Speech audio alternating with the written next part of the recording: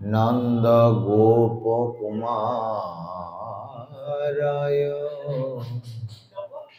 गोविंदाय नमो नमः। मूकं करोति वाचालं पंगुं लंघयते गिरिं यत्कृपास्तमहं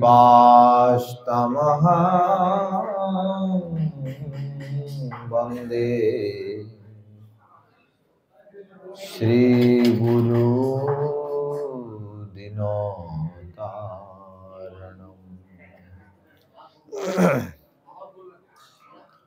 श्री कृष्ण चैतन्य प्रभु नित्यानंद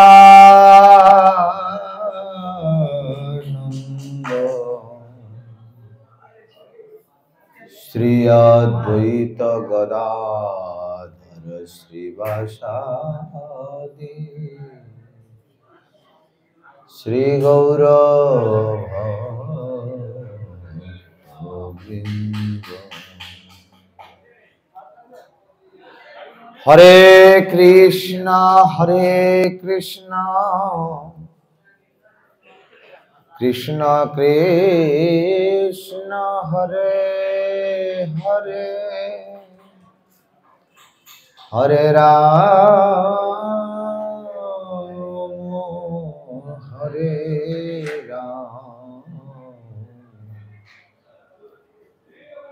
राम राम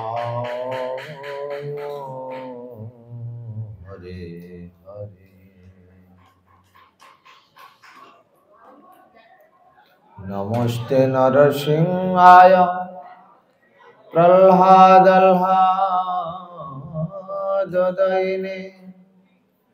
हिरण्यकशिपुवरवक्षः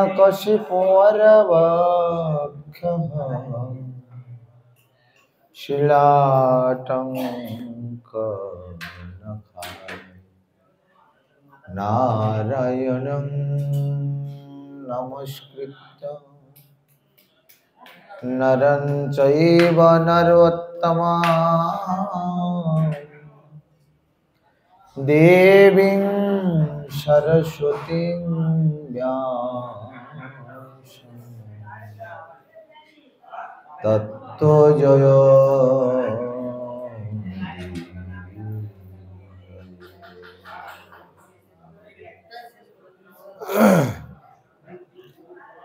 सर्वाग्रे परम आराध्यतम परम अर्चनीय कृष्ण संबंध प्रदाता पतित पावन ओम विष्णुपाद अष्टोत्तर शत त्रिदंडी स्वामी परमहंस परिव्राजकाचार्य श्री श्रीमद भक्ति जीवन आचार्य गोस्वामी श्री गुरु महाराज रातुल चरण असंख्य दंडवत प्रणति पूर्वक तार अहैतुकी कृपा आशीर्वाद प्रार्थना करी नित्यलीला प्रविष्ट विष्णुपाद अष्टोत्तर शत श्री श्रीमद भक्ति कमल मधुसूदन गोस्वामी परम गुरु महाराज रातुल चरणे असंख्य दंडवत प्रणति पूर्वक तार अहैतुकी कृपा आशीर्वाद प्रार्थना करी जगतगुरु श्री श्रील भक्ति सिद्धांत सरस्वती ठाकुर प्रभुपादे रातुल चरणे दंडवत प्रणति पूर्वक अहैतुकी कृपा आशीर्वाद प्रार्थना करी नित्यलीला प्रविष्ट विष्णुपाद अष्टोत्तर शत श्री श्रीमद भक्ति प्रज्ञान भक्ति वेदांत पर्यटक गोस्वामी महाराज रातुल चरण दंडवत प्रणति पूर्वक कृपा आशीर्वाद प्रार्थना करी नित्यलीला प्रविष्ट विष्णुपाद अष्टोत्तर श्री श्रीमद भक्ति वेदांत वामन गोस्वामी महाराज तथा भक्ति प्रज्ञान केशव गोस्वामी महाराज रातुल चरण दंडवत प्रणति पूर्वक अहैतुकी कृपा आशीर्वाद प्रार्थना करी सपार्षद जगद्गुरु श्रीशिल भक्ति सिद्धांत सरस्वती ठाकुर प्रभुपादे रातुल चरणे दंडवत प्रणति पूर्वक कृपा आशीर्वाद प्रार्थना करी। सपार्षद भक्ति प्रज्ञान केशव गोस्वामी महाराज, भक्ति वेदांत वामन गोस्वामी महाराज, भक्ति वेदांत प्रोजेक्ट गोस्वामी महाराज, उपस्थित मठेर भक्ति वेदांत साधु महाराज, भक्ति वेदांत निमि महाराज, भक्ति वेदांत तीर्थ महाराज, अन्य त्रिदंडी पाद गणेर सकल चरणे दंडवत प्रणति पूर्वक कृपा आशीर्वाद प्रार्थना कर उपस्थित वैष्णव वृंद भक्त वृंद मातृमंडली सकले प्रसन्न हो।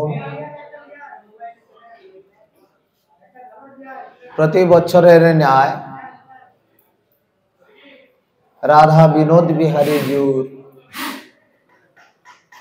बात्सरिक उत्सव के केंद्र करे এই মহতি অনুষ্ঠান।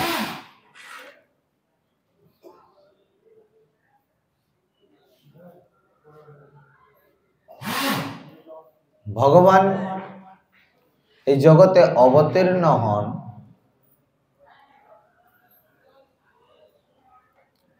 আমাদের মতো অধম জীবকে কৃপা করার জন্য। ভগবান স্বতন্ত্র স্বরাট,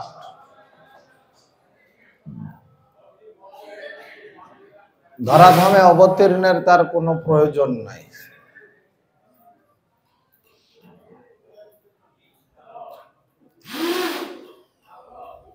তার একটাই প্রয়োজন,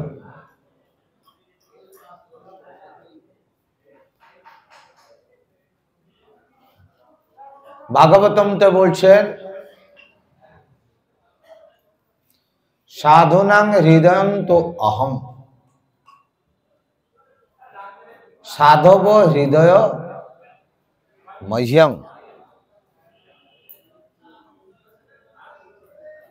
সাধুর হৃদয় আমি, আমার হৃদয় সাধু।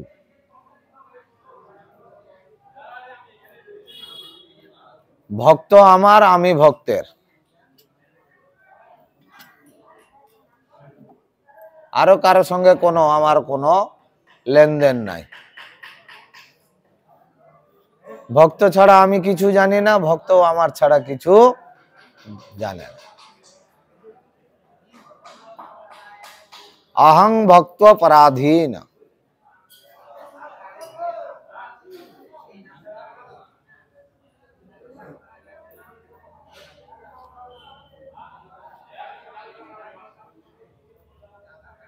ভক্তকে রক্ষা করার জন্য ভগবান আসেন।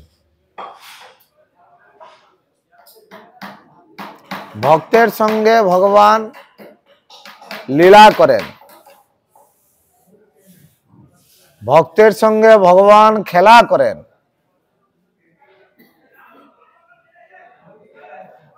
এবং ভক্ত হচ্ছে তার প্রাণ, ভক্ত হচ্ছে ভগবানের প্রাণ।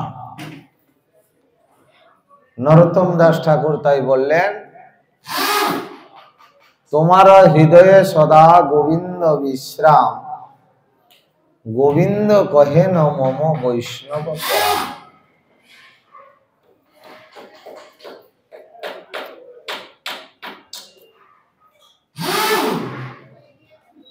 যারা হরিকথা শুনবেন তারা মালা রেখে দেন।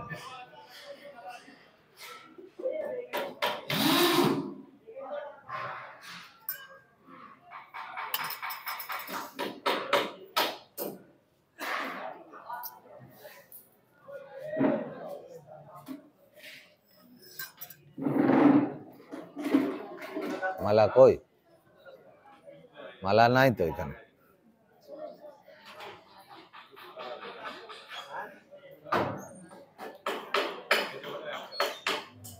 কাজের অপেক্ষা কথাটা বেশি হচ্ছে। আপনারাও কাজ করুন, আমাদেরকেও কাজ করতে দেন।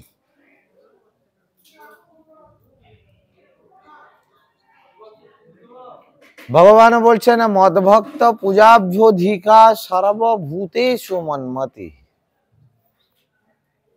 আমার পূজা হইতে আমার ভক্তের পূজা বড়।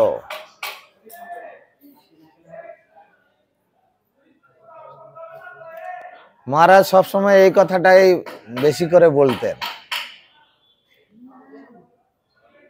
বলে আমাকে দুটো ফুল দিলে হবে, কিন্তু আমার ভক্তকে 4টে ফুল দেবে। আমার পুজো যদি একটা ফুল দিয়ে করো, না দিলেও চলবে, কিন্তু আমার ভক্তকে কিন্তু পুজো করতে হবে। ভক্তের পুজোটা বেশি করে করবে।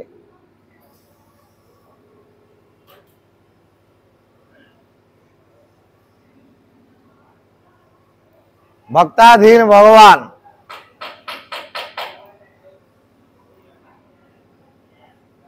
সেই ভক্তের হৃদয়েতে ভগবান বিশ্রাম করেন।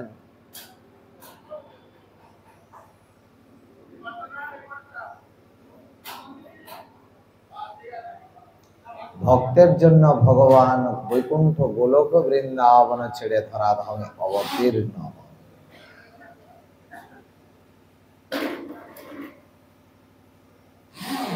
ভগবান যুগে যুগে অবতীর্ণ হন। বলছেন যদা হি ধর্মস্য গ্লানির্ভবতি ভারত অভ্যুত্থানম অধর্মস্য তদাত্মানঃ সৃজাম্যহম পরিত্রাণায় সাধূনাং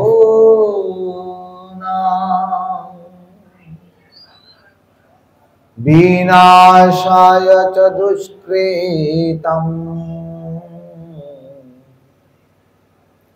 ধর্ম সংস্থাপনার্থায় সম্ভবামি যুগে। ধর্ম সংস্থাপনার জন্য যুগে যুগে ভগবান অবতীর্ণ হন।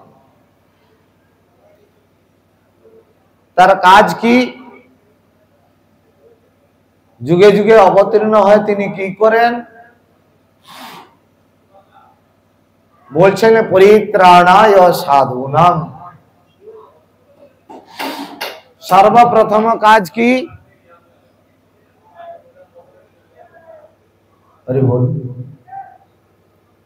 সর্বপ্রথম কাজ হচ্ছে সাধুগণকে পরিত্রাণ করে।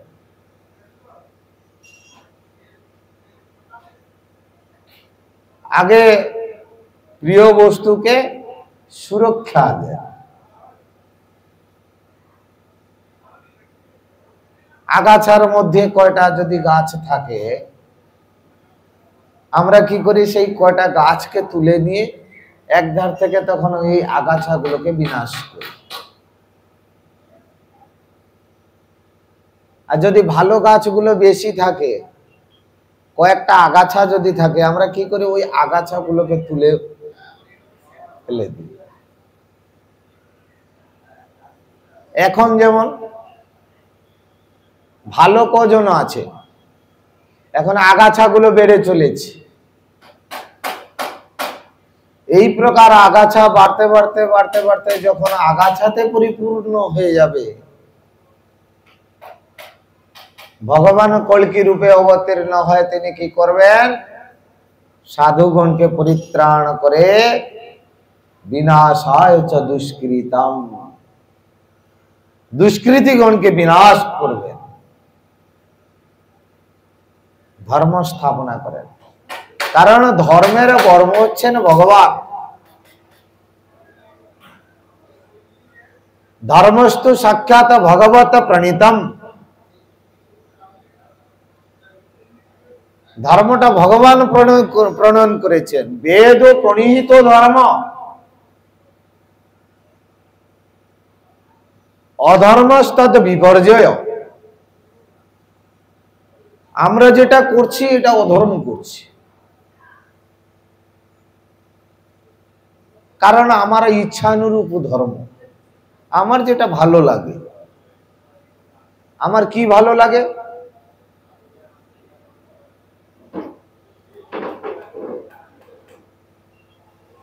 ভগবানের সেবা করতে ভাল লাগে, মন্দিরে ঢুকতে ভাল লাগে, না চায়ের দোকানে বসে আড্ডা মারতে ভাল লাগে? কোনটা?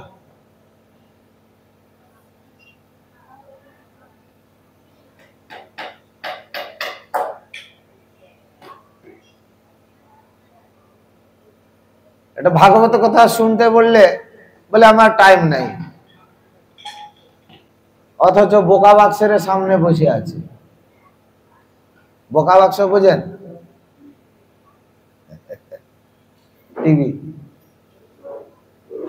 হ্যাঁ, এক একটা পরে এক একটা সিরিয়াল, সে একটা শেষ হয় নাই আর একটা শুরু হয়ে গেছে, উঠতে দেবে না। 24 ঘন্টা,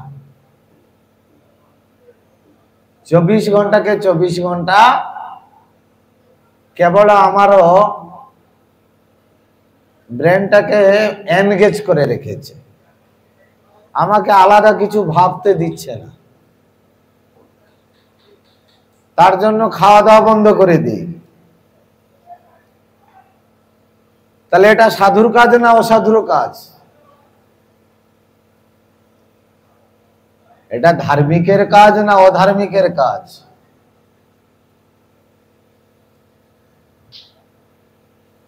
কিন্তু দেখুন, হরিদাস ঠাকুর গুনগুন গুনগুন করে নাম করছেন, গোবিন্দ প্রভু তখন কি করেছেন? মহাপ্রসাদ নিয়ে এসছেন, নিয়ে এসে বলছেন, হরিদাস এই মহাপ্রসাদ নিয়ে এসছি, সেবা করো। আজ হরিদাস ঠাকুর কি বললেন? বলছেন আমি আজকে প্রসাদ সেবা করব না। কারণ কি? তোমার কি শরীর খারাপ? বলছেন না, আমার শরীর খারাপ নয়। তাহলে প্রসাদ সেবা করবে না কেন? বলছেন নাম সংখ্যা যে পূরণ হয় নাই, নাম সংখ্যা পূরণ হয় নাই, তাই জন্য আজকে আমি প্রসাদ নেব না। কিন্তু মহাপ্রসাদ আনিয়াছ লঙ্ঘিব কেমনে? মহাপ্রসাদ যে এনেছ সেটাকে তো লঙ্ঘন করতে পারি না। তাই হরিদাস ঠাকুর কি করলেন? মহাপ্রসাদের বন্দনা করলেন, বন্দনা করে দিয়ে এক রঞ্চ মহাপ্রসাদ নিয়ে মুখে দিলেন।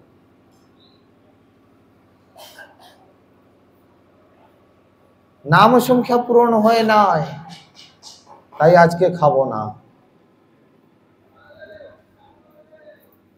আমাদেরও মুখে খাবার যদি আসে, আমরা আগে মালাটা রাখ, আগে খেয়ে নে। কেন? পরে আর খাবার জুটবে না। মালাই এখন করি না, এই 2 ঘন্টা পরে করব, না করলেও চলবে।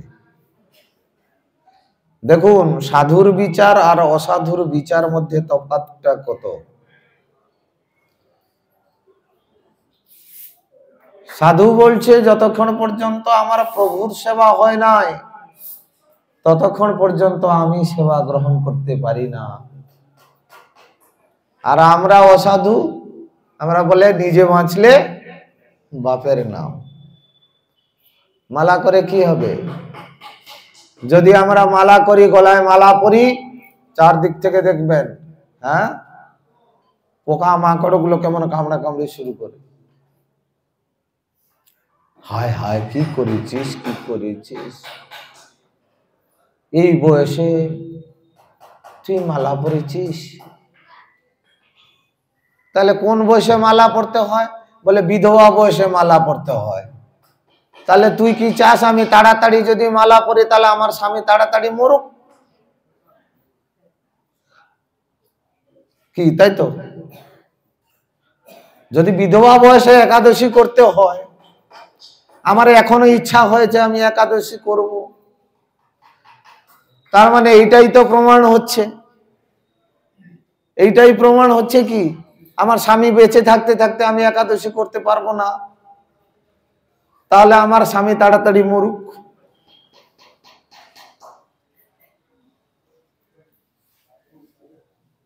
সেরকম কোন বিধান আছে যে বিধবারাই একাদশী করবে? বিধবারা যদি সবাই একাদশী করবে, তাহলে যারা যারা বিধবা হয়েছে সবাই কি করে? বুড়ো বসে যদি হরিভজন করতে হয়, যারা বুড়ো হয়েছে তারা কি হরিভজন করে?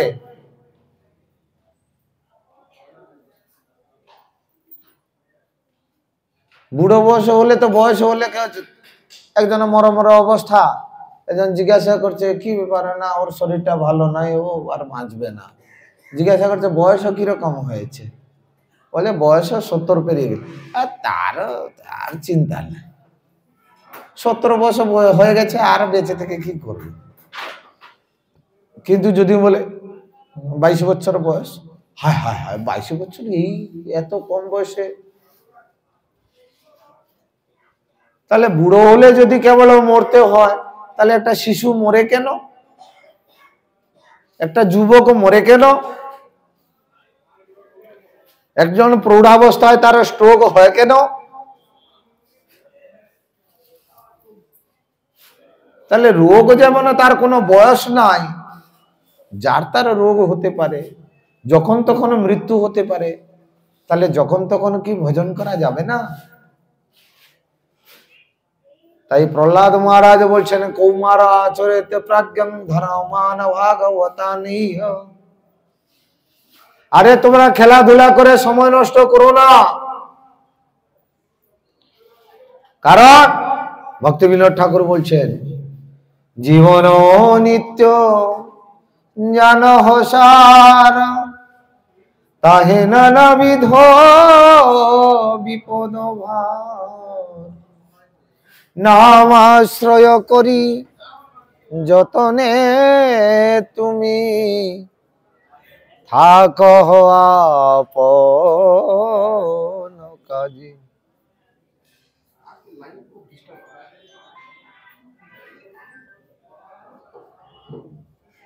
জীবন অনিত্য জানহ সার, তাহে নানাবিধ বিপদ ভার। বলে যুবক তো, তাই আমি অনেক দিন বাঁচবো। খবর আসলো 12 চাকা লরি তলায় চাপা পড়ে গেছে, হলো তো? বলে তার তো বয়স হয় নাই, সে মরবে কেন? ও তো মরে নাই, রাস্তায় যাচ্ছিল 12 চাকা লরির তলে চাপা পড়েছে, ও তো মরে নাই। মরেছে কি? হ্যাঁ,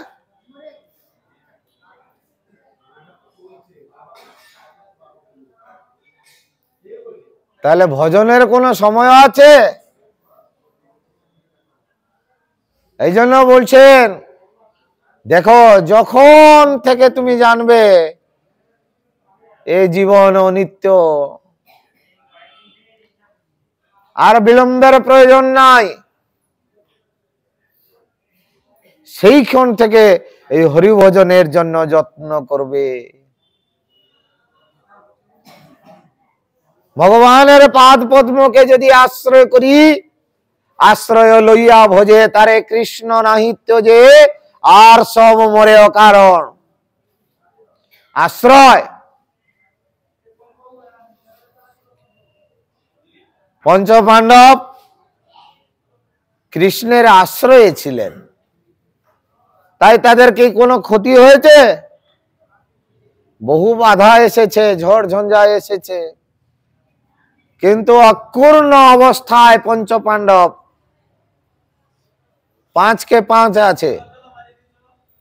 হ্যাঁ, আর কৌরবরা তারা কিন্তু 100 ভাই,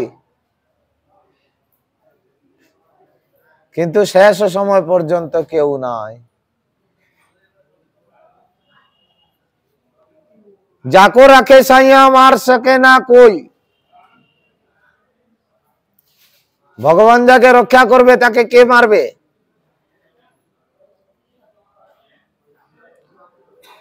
এই জন্য সব থেকে আমাদের প্রথম কাজ হচ্ছে ভগবানের আশ্রয়ে থাকা। আশ্রয়,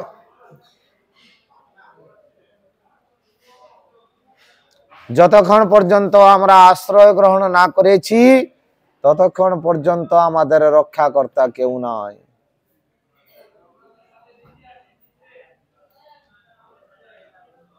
এত সুন্দর সুযোগ,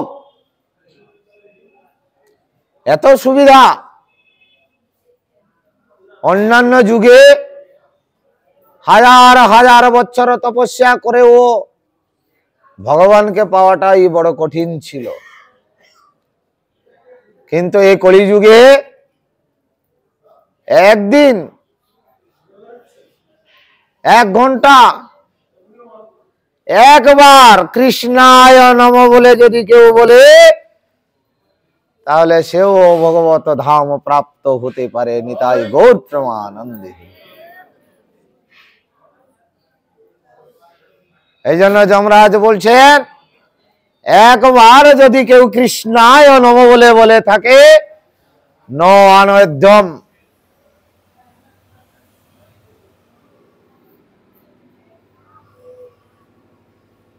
তাকে আমার এই ধরাধামে আনবে না।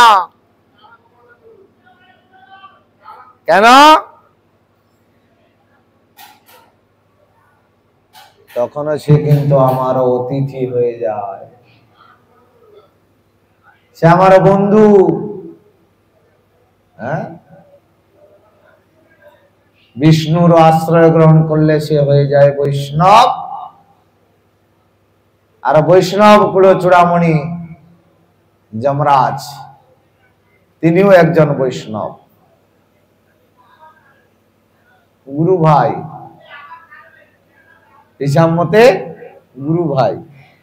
যমরাজ আমাদের গুরু ভাই। আমরা গুরু ভাইয়ের সঙ্গে দেখা করতে যেতে পারি। গুরু ভাইয়ের বাড়ি যদি আমরা যাই, গুরু ভাই আমাদেরকে কি মারবে, পিটবে, না আদর যত্ন করবে? তাই কোন বিষ্ণু ভক্ত যখন বিষ্ণু লোক যায়, ব্রহ্মা বলছেন আমিও তাকে অর্ঘ্য প্রদান করার জন্য দাঁড়িয়ে থাকি। আমার একজন পরম ভক্ত আসছে, আমার প্রভুর প্রিয় সেবক।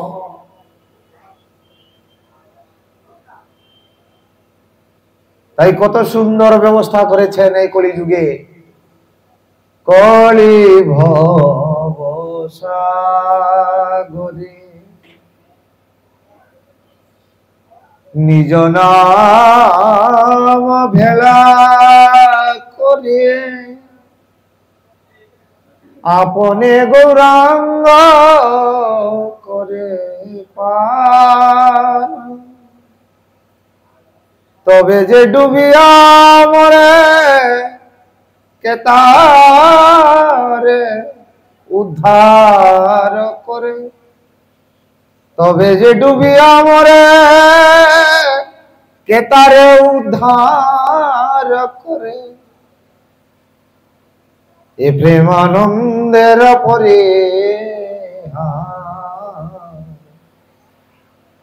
কলি ভব সাগরে নিজ নাম ভেলা করি আপনে গৌরাঙ্গ করে ভার।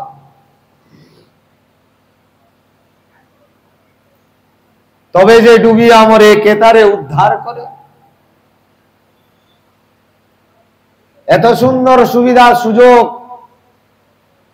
হ্যাঁ, পাশে মঠ আছে, ভগবান আছে, সাধু আছেন, শাস্ত্র আছে। আর আমরা যদি সাধু সঙ্গ না করি,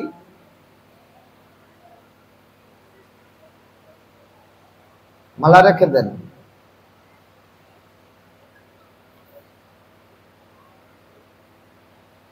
বলছেন দুষ্ট সঙ্গ ফল না বুঝিনু হয়, সাধু কাছে যেতে চিত্ত নাহি চায়,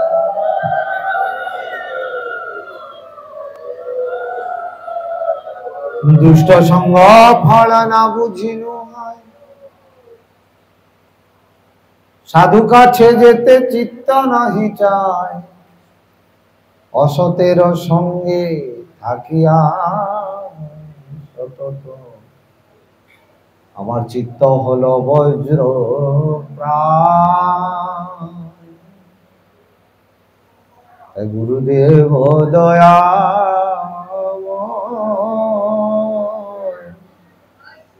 গুরুদেব দয়া,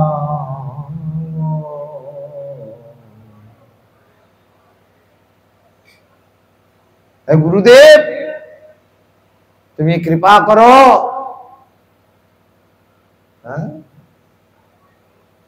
আমার মধ্যে এই যে সব দুষ্প্রবৃত্তি আছে, দুর্ভাবনা আছে, এই সব দূরীভূত হয়ে আমি যেমন একদিনে সাধু গুরু বৈষ্ণবের চরণকে আশ্রয় করে আমি গৌর গোবিন্দের পাঠ পূর্ণ সেবা করতে পারি।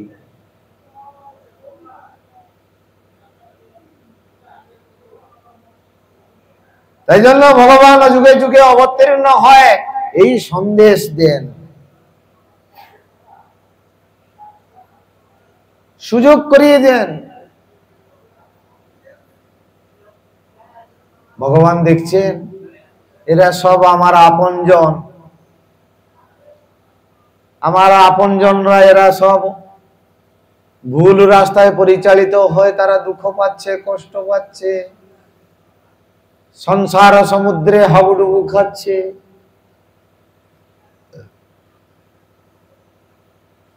তাই ভগবান আর সহ্য করতে পারলেন না। ভগবানের দুঃখ, ভগবানের কষ্ট হচ্ছে, হ্যাঁ, তাই ধরাধামে তিনি অবতীর্ণ হলেন। নিজে যখন আসতে পারছেন না, তাদের প্রিয় ব্যক্তিগণকে পাঠাচ্ছেন, প্রিয়জন, বৈকুণ্ঠজন, গুরু আচার্য মাং বিজানিয়াত নাবমন্যেতে কেরিচিত, আচার্য রূপে আমাকেই জানবেন। আচার্য রূপে ভগবান নিজেই জগতে অবতীর্ণ হয়েছেন। নমর্ত বুদ্ধ্যা শুয়ে, সাধারণ মরণশীলী মানুষ বলে তাকে কখনো মনে করবে না, কারণ আমরা তো সাধারণ বুদ্ধি নিয়ে থাকি, বিষয় বুদ্ধি। আমরা ওই বিষয়ের সঙ্গে থেকে থেকে আমি হইনু বিষয়ী পারা, আমরা সবাই বিষয়ী হয়ে আছি। কাদা জলেতে ডুব দিয়ে দিয়ে আমরাও কাদা হয়ে গেছি। বিষয়ের আশা নাহি ছাড়ে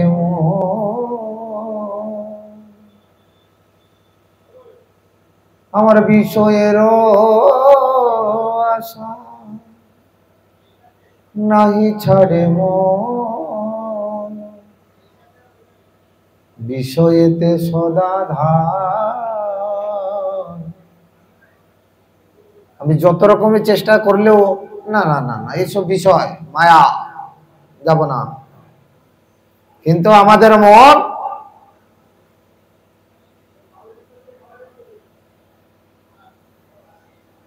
বিষয়েতে সদা ধান।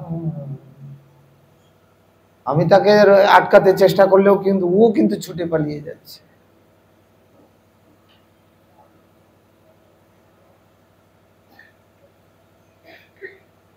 আমাদের মনের স্বভাব এতটাই খারাপ হয়ে গেছে, আমাদের ভাবনা চিন্তা এতটাই খারাপ হয়ে গেছে, তাই জন্য আমরা ওই ভাগবত রস আস্বাদন করতে পারি না।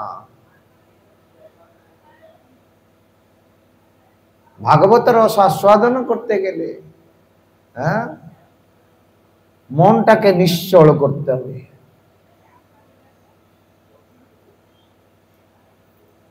মনোদুর্নিগ্রহ চলম, তাকে খারাপ দিকে ও ছুটে যাচ্ছে, তাকে কিন্তু নিয়ে আসতে হবে। চলে এসো, ওইদিকে যেতে হবে না। বাচ্চা ছেলেটা ওই আগুনতে হাত বাড়াচ্ছে, আগুন ধরতে চায়, কেন দেখতে ভালো লাগছে। প্রথমে তাকে নিষেধ করলে কিন্তু কথা শোনে না, কিন্তু যখন আগুনের ছেঁকাটা পেয়ে যায়, তারপরে যদি ওর হাতটা আগুন দিকে নেওয়া হয়, সে কিন্তু হাতটা পিছন দিকে টানবে। কারণ বস্তুর স্বভাবটা তার জ্ঞান হয়ে গেছে। তাই বিষয়ের স্বভাব আমাদের কোনো জ্ঞান হয় নাই, তাই বিষয়তে সদা সর্বদা আমরা বিষয় পাবার জন্য ছটফট করি। কিন্তু বলছেন বিষয়ের স্বভাব হয় বড় অন্ধ, সেই কর্ম করায় যাতে হয় ভব বন্ধ।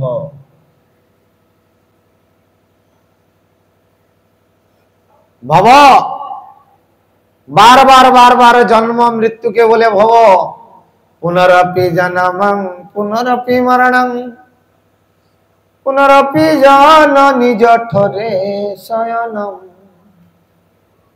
পুনরপি জনমং পুনরপি মরণং পুনরপি জননী জঠরে শয়নম।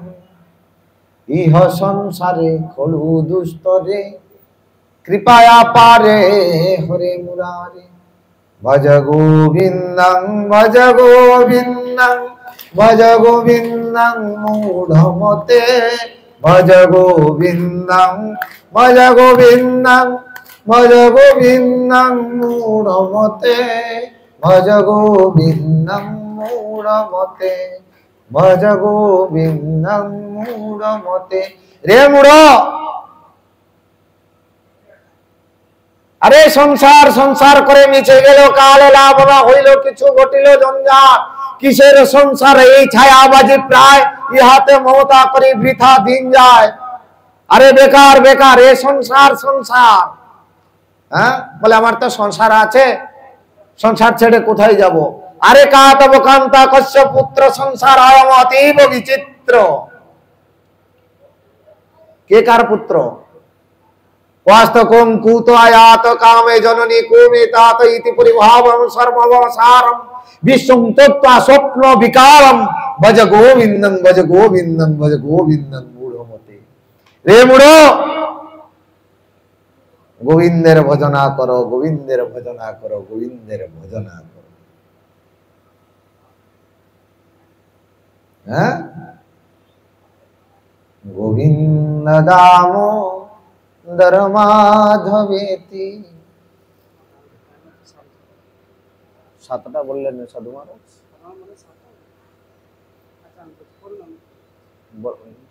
জেনে আমাকে জানান। গোবিন্দ দামোদর মাধবেতি। গোবিন্দ দামোদর মাধবেতি। গোবিন্দ দামোদর মাধবেতি। গোবিন্দ দামোদর মাধবেতি। গোবিন্দ দামোদর মাধবেতি। হে গোবিন্দ, হে দামোদর, হে মাধব। মা যশোদা নবলক্ষ গাভীর দড়ি দিয়ে তোমাকে মানতে পারে নাই, আমারও তো কোনো দড়ি নাই। মা যশোদা তোমাকে এত সর মাখানো ননি দিয়ে তোমাকে বশীভূত করতে পারলো না, আমার কাছে তো তাও নাই।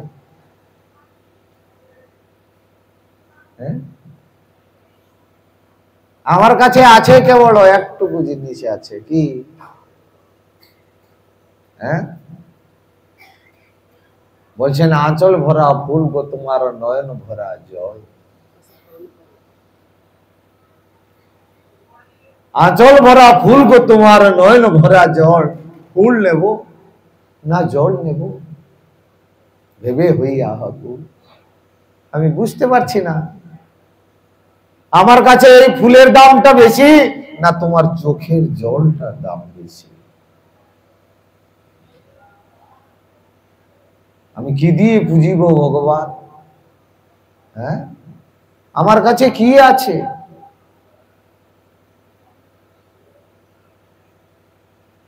কোটি কোটি টাকা নেই যে টাকা দিয়ে আমি তোমার মনকে তুষ্ট করতে পারবো। তুমি টাকারও বশীভূত নও। 56 ভোগ দেওয়ার মতন আমার ক্ষমতাও নাই। 56 ভোগ দিতে পারবো না। গোবিন্দ বলছে আমার 56 ভোগ লাগবে না, তোমার কাছে যা আছে তাইটুকু দাও, কিন্তু সেটা ভক্তি পূর্বক দাও। পত্রং পুষ্পং ফলং তোয়ং यो मे भक्त्या प्रयच्छति तदहं भक्त्युपहृतमश्नामि प्रयतात्मनः। আমাকে কেউ পাতা একটুকু দাও, ফুল দাও, ফল দাও, কিংবা জল দাও, কি দিচ্ছে আমি জানি না। ভগবান কৃষ্ণ একদিন দ্বারকা থেকে এসে বিদুরের বাড়িতে ঢুকেছেন। বিদুর পত্নী তখন ছটফট করে দেখছে, হায় জনার্দন, এমন সময় আসলে, আমার বাড়িতে তো কিছু নেই, এখন খাবার কিছু নাই, কি দেব?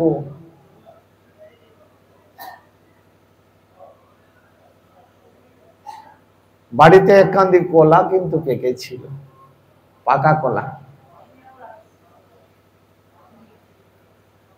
বিদুর পত্নী তখন কি করেছে, সেই কলাকান্দি কেটে নিয়ে এসে জনার্দন কৃষ্ণের সামনে বসে বসে বসে বসে কৃষ্ণের অধরামৃত পান করছে। কারণ তার যে মধুর হাসি, তার যে চাঁদ বদন, কোটি কোটি জন্ম তপস্যা করে ও দর্শনের সৌভাগ্য হয় না। আজকে সেই জনার্দন যখন এসেছে, তার সেই মুখপদ্মটুকু পান করতে করতে করতে করতে বিদুর পত্নী তখন কি করেছে, এক একটি কলা বাড়িয়ে দিচ্ছে। কলা থেকে খোসা ছাড়াচ্ছে, ছাড়িয়ে দিয়ে এক একটি করে বাড়িয়ে দিচ্ছে। গোবিন্দ খেয়ে নিচ্ছে। হঠাৎ করে তখন বিদুর ঘরের ভিতরে ঢুকে পড়ে। বিদুর ঘরের ভিতরে ঢুকে পড়ে তখন দেখছে কি, গোবিন্দ এসেছে। গোবিন্দকে বসিয়ে তার স্ত্রী কি করছে না, তার মুখপদ্ম দিকে তাকিয়ে তাকিয়ে তাকিয়ে তাকিয়ে সেই চন্দ্রবদন চাঁদ বদন দেখতে দেখতে দেখতে দেখতে তখন কি করছে, তাকে সেবা দিচ্ছে। এই দেখে তখন বিদুর চিৎকার করে উঠলো, আরে চান্ডালিনী, কি করছিস, কি করছিস, কি করছিস?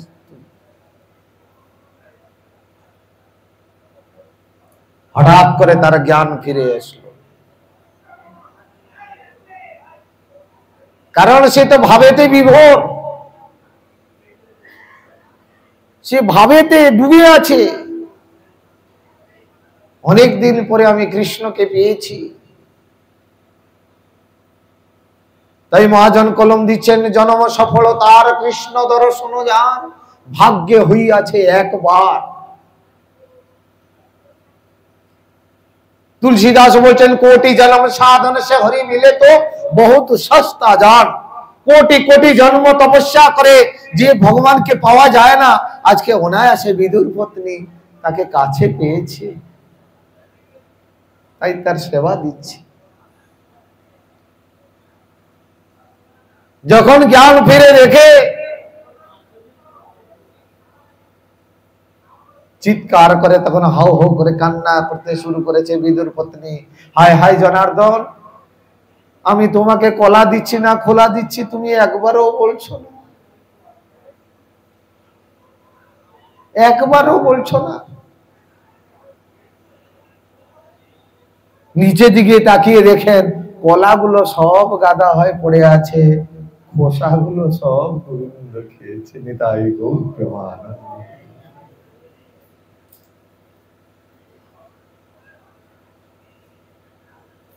বলছে তুমি আমাকে কলা দিচ্ছ না খোলা দিচ্ছ আমি কিন্তু জানি না, আমি ভাবগ্রাহী জনার্দন, আমি তোমার সেই ভাবটুকুকে গ্রহণ করেছি।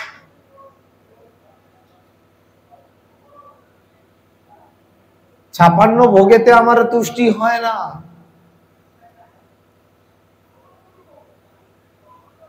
বনবাসের সময়ে সেই একটি অন্নকে তিনি কি করেছিলেন, ঢেকর তুলে দিয়েছিলেন।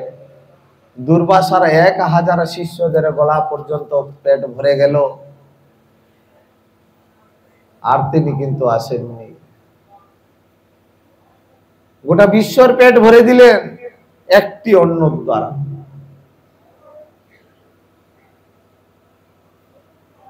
এই জন্য বলছেন, যদি আমাকে কেউ ভক্তিপূর্বক কিছু দিয়ে তাতে আমি তৃপ্তি হই। তোমার কাছে বেশি কিছু না থাকলেও যা কিছু আছে সেইটুকু আমাকে ভক্তিপূর্বক অর্পণ করো। তাই মহাপ্রভু বলে দিলেন, না ধনং না জনং না সুন্দরী কবিতা বা জগদীশ কাময়ে মম জন্মনি জন্মনীশ্বরে ভবতাৎ ভক্তির অহৈতুকী তুই। আমি ধন চাই না, জন চাই না, শশাগ্রা পৃথিবীর অধিপতি হতেও চাই না। কি চাই? হ্যাঁ, হে প্রভু, আমি তোমার চরণের দাস হতে চাই। তুমি আমার এই দাসত্বটাকে স্বীকার করো। আমি তোমার চরণে দাস হয়ে তোমার সেবা করতে চাই। না ধনং না জনং, আমি সুন্দরী স্ত্রী চাই না,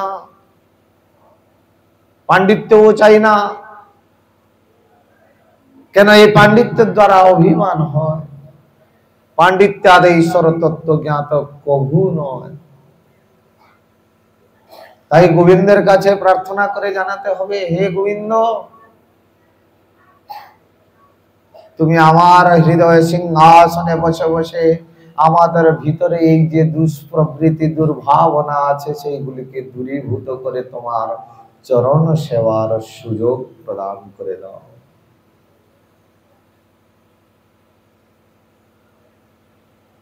এই জন্য সাধুসঙ্গ করতে হয়, এই জন্য গুরুপাদ পদ্ম আশ্রয় গ্রহণ করতে হয়। গুরুদেব আমাদের হাত ধরে নিয়ে তার আরাধ্য গৌর গোবিন্দ, তার আরাধ্য রাধা গোবিন্দের চরণে তিনি বলেন, হে প্রভু, এই অধম জীব তোমার সেবা করতে চায়, তাই তুমি অঙ্গীকার করো। তাই ভগবান আর তাকে ফেলে দিতে পারেন না। তাই নরোত্তম দাস ঠাকুর বলছেন, আশ্রয় লইয়া ভজে তারে কৃষ্ণ নাহি ত্যাজে, আর সব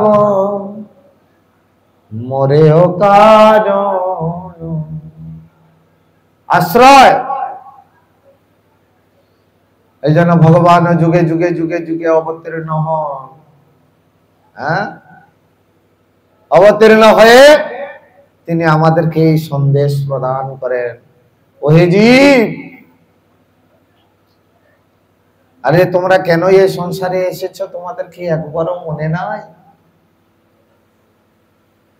তাই দ্বিজ হরিদাস ঠাকুর কলম দিয়ে তিনি বলে দিলেন, হ্যাঁ, জয় জয় গোবিন্দ গোপাল গদাধর কৃষ্ণচন্দ্র কর কৃপা করুণা সাগর। লিখে দিলেন অষ্টোত্তর শত নামে। কৃষ্ণ বুঝিবার তোরে সংসারে আইনু, মিছে মায়াবদ্ধ হয়ে বৃক্ষ সম হইনু। ফল রূপে পুত্র কন্যা ডাল ভাঙ্গি পড়ে, কাল রূপে সংসারেতে পক্ষী বাসা করে। ওই জীব, আমরা এই সংসারে এসেছি কেন? কৃষ্ণ ভজিবার তোরে সংসারে আইনু।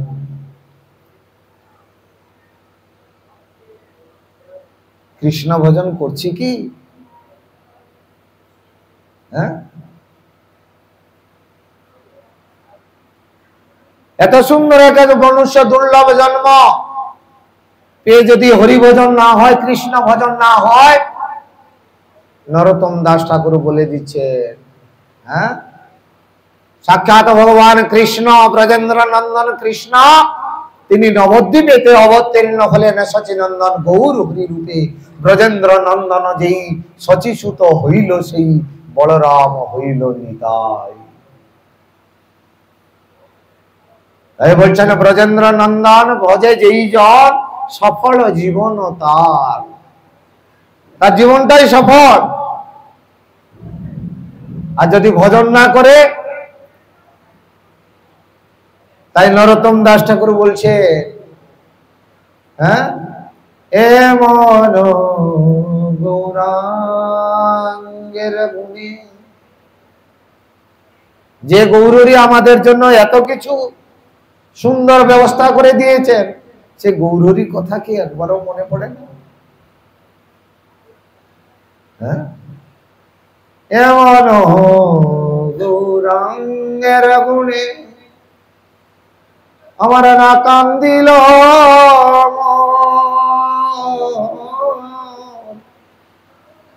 মনুষ্য দুর্লভ জন্ম গেল কার।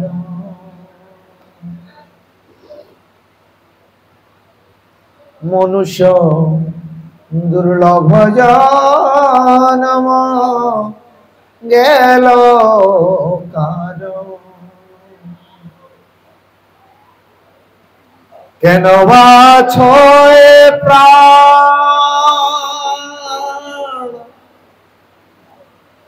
কেন বা, প্রশ্ন করছেন, রে মন, এ প্রাণ, যে শরীরটাকে ধারণ করে আছিস, এই শরীর দ্বারা যদি হরি ভজন না হয়, কৃষ্ণ ভজন না হয়, কেন আছিস? ছেড়ে চলে যা। কেন আছো এ প্রাণ, কি সুখ লাগিয়া, নরোত্তম দাস কেন না গেল মোরে। নরোত্তম দাস ঠাকুর বলছেন, ওরে মন, হ্যাঁ, যদি যাবি চল। কোথায় যাবি? চল বৃন্দাবন। হ্যাঁ,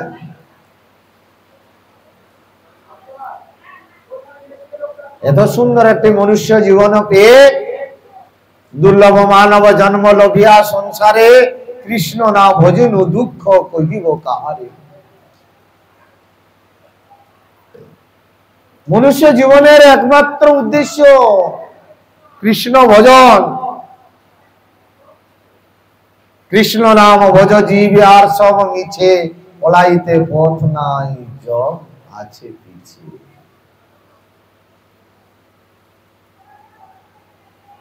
এই জন্য বলছেন, আরে এই যে সংসার, আমরা বলি না সংসার আছে, সংসারে এত কাজ, সংসার ছেড়ে কি যাওয়া যায়? ভক্তিবিনোদ ঠাকুর প্রশ্ন করছেন, বলে তুই সংসার কথা বলছিস, সংসার সংসার বলে সবসময় তো তোর মুখেতে সংসার কীর্তন দেখছি, এই তো তো সংসার করেছিস, এটা কিসের সংসার?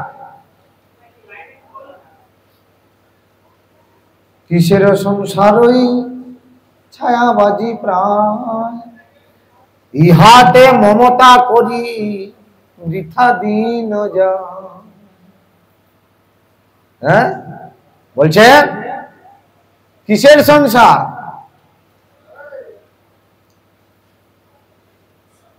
মহাজনগণ বলেছেন, ওরে মন, ভালো লাগে নাই, ভালো নাহি লাগে এ সংসার। ওরে মন, আর এ সংসার ভালো লাগে। হ্যাঁ, যেদিন থেকে রাধারানী কৃষ্ণের সংবাদ পেয়েছেন, যেদিন থেকে গুরুপাদ পদ্ম আশ্রয় করে যারা হরিনাম শুরু করেছে, বলুন তো নিরপেক্ষ ভাবে, হ্যাঁ, ভক্তি বিনোদ ঠাকুর বলছেন, আর যে সংসার মোর নাহি লাগে ভালো।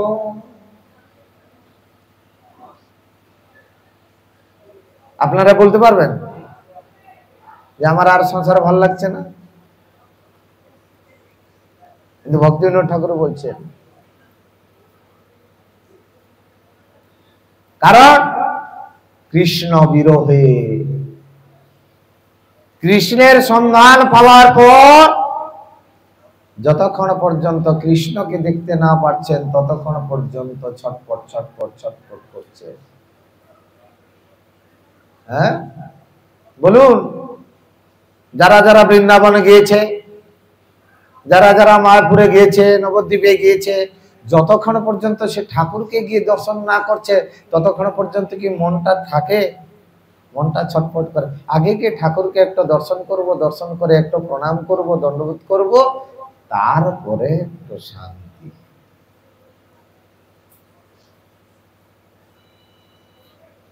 সবাই বলছে আগে তুমি প্রসাদ পেয়ে নাও, বলে আগে একটু ঠাকুরকে দণ্ডবোধটা করে আসি। তাই ভক্তি বিনোদ ঠাকুর কলম দিচ্ছেন, আর যে সংসার মোর নাহি লাগে ভালো, কাহা যাই কৃষ্ণ এরি এ চিন্তা বিশাল। আর যে সংসার মোর নাহি লাগে ভালো, কোথায় গেলে আমি কৃষ্ণ পাবো? হ্যাঁ, কোথায় গেলে? হা কৃষ্ণ প্রাণনাথ ব্রজেন্দ্র নন্দন, কাহা গেলে কাহা পাও মুরলী বদন। মহাপ্রভু পাগলের মতন ছটফট করছেন, কোথায় কৃষ্ণ, কোথায় কৃষ্ণ, কোথায় কৃষ্ণ। আমরা খুঁজে বেড়াচ্ছি কোথায় টাকা, কোথায় বিষয়, কোথায় আমার আত্মীয় স্বজন।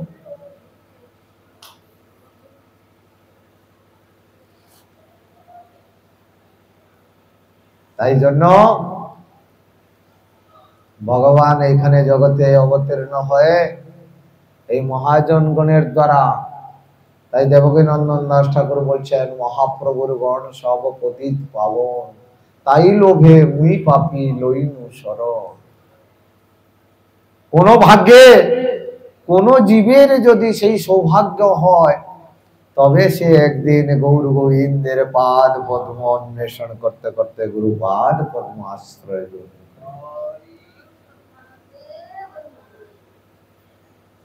তাই গিয়ে গুরুদেবের চরণে ধরে বলেন, গুরুদেব কৃপা বিন্দু দিয়া করো এই দাসে, তৃণাপেক্ষা হতে হীন, সকল সনে বল দিয়া করো, নিজ মানে স্পৃহাহীন।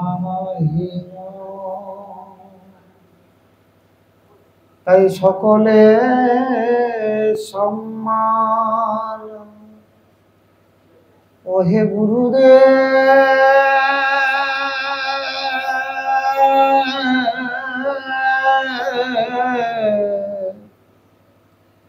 সকলে সম্মান করিতে শকতি, দেহ নাথ যথা যথ, দেহ নাথ যথা যথ। এইসব কন্ডিশন গুরুদেব কৃপা বিন্দু দিয়া করো এই দাসে তৃণাপেক্ষা হতে। আমি কত নগণ্য, কত আমি নিকৃষ্ট, আমি হীন, আমি দীন। হে গুরুদেব, এইরকম নিকৃষ্ট জীবকে তুমি যদি তোমার চরণে আশ্রয় না দাও, তাহলে কোনোদিন আমাকে গোবিন্দ আশ্রয় দেবে না।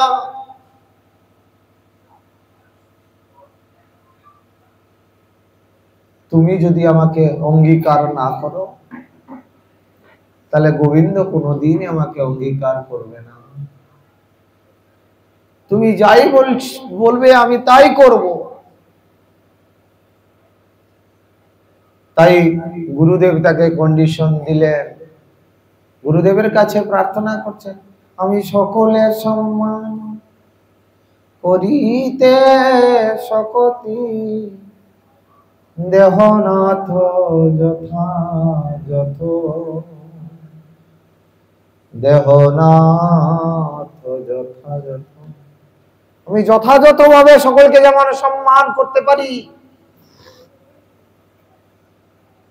সকলকে নিজ মানে শ্রিয়া হইল। বলে এইসব করলে কি হবে? আমি তবে তো গাহিব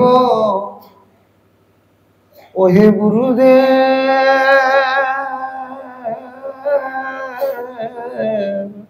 আমি তবে তো গাহিব হরি নাম সুখে। তাই এতদিন পর্যন্ত যেগুলো করছি এগুলো কিন্তু আমার সুখের হচ্ছে না, আমার তাপ যাচ্ছে না, জ্বালা যাচ্ছে না, যন্ত্রণা যাচ্ছে না। হে গুরুদেব, তুমি আমাকে এক বিন্দু অন্তত কৃপা করে আমাকে এ করো, তবে তো গাহিব হরি নাম সুখে। আমার অপরাধ হবে অত,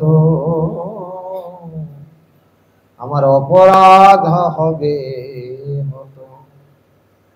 তাই মহাজন বলছেন, অপরাধ শূন্য হইয়া লহ কৃষ্ণ নাম, অপরাধ শূন্য হইয়া লহ কৃষ্ণ নাম। কৃষ্ণ মাতা, কৃষ্ণ পিতা, কৃষ্ণ ধন প্রাণ, কৃষ্ণের সংসার কর ছাড়িও না চার। জীবে দয়া কৃষ্ণ নাম সর্বধর্ম সার। কৃষ্ণের সংসার, কৃষ্ণের সংসার করার জন্য বলছে। সেই কৃষ্ণের সংসারটা কে করাবে? যদি গুরুদেব আমাকে কৃপা করেন।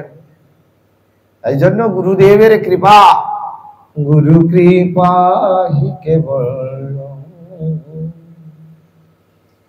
গুরু কৃপা হি কেবল, গুরু কৃপা হি কেবল, গুরু কৃপা হি কেবল, গুরু কৃপা হি কেবল, গুরু কৃপা হি কেবল, গুরু কৃপা হি কেবল, গুরু কৃপা হি কেবল।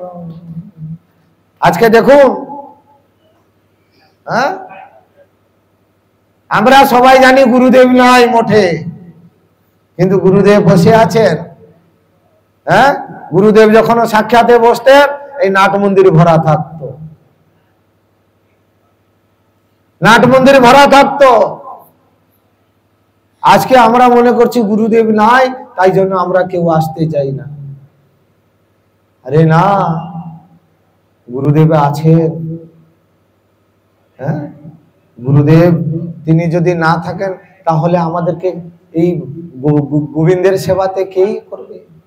গোবিন্দ আমাদেরকে চেনে না, জানে না, গোবিন্দ আমাদের সেবা গ্রহণ করে না। তাই জন্য গুরুদেবের পাদ পদ্মকে আশ্রয় করে গুরুদেবের কাছে বিনম্র ভাবে প্রার্থনা করতে হবে, হে গুরুদেব, আমার যোগ্যতা বিচারে কিছু নাহি পাই, তোমার করুণা সার, তোমার করুণা না হইলে কান্দিয়া কান্দিয়া প্রাণ না রাখিব। হরে কৃষ্ণ হরে কৃষ্ণ, কৃষ্ণ কৃষ্ণ হরে হরে, হরে রাম রাম রাম হরে হরে, হরে কৃষ্ণ কৃষ্ণ কৃষ্ণ হরে হরে, হরে রাম রাম রাম রাম হরে হরে, हरे कृष्ण कृष्ण कृष्ण हरे हरे हरे राम राम राम हरे हरे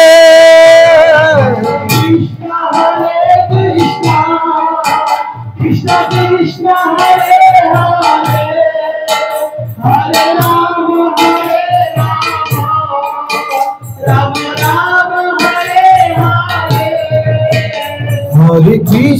हरे कृष्ण कृष्ण कृष्ण हरे हरे हरे राम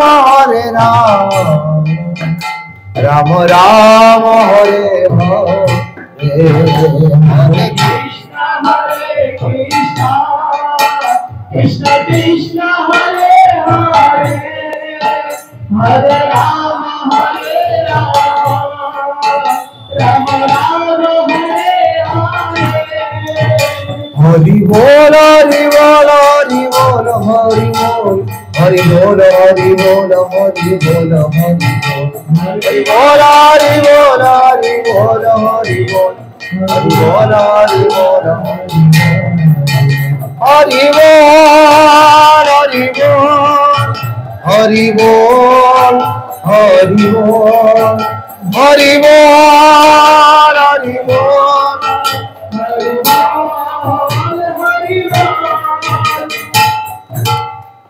এই দুর্গাপুর কৃতিরত্ন গৌড়ীয় মঠের বার্ষিক মহামহোৎসবের আগামীকাল নগর সংকীর্তন নগর পরিক্রমা সকাল 6টায় সকাল 6টার আগে আপনারা এখানে এসে উপস্থিত হয়ে যাবেন।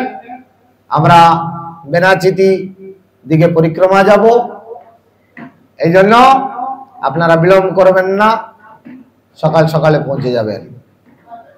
এই দুর্গাপুর কৃতিরত্ন গৌড়ীয় মঠের বার্ষিক মহামহোৎসব উপলক্ষে নগর পরিক্রমা প্রতি বছর যেমন হয় সেরকম ভাবে হবে। আপনারা সবাই চলে আসবেন, পাশাপাশি যারা আছে তাদেরকেও ডেকে নিয়ে আসবেন। হাতে শঙ্খ ঘণ্টা কাঁসল যদি যা কিছু থাকে বাস সব নিয়ে আসবেন। হরে কৃষ্ণ হরে কৃষ্ণ। ভক্তি বেদান্ত পর্যটক গোস্বামী মহারাজ কি, নিত্রলীলা প্রভু বিষ্ণুপাদ অষ্টতর ভক্তি বেদান্ত বামন গোস্বামী মহারাজ কি। ভুবন মঙ্গল।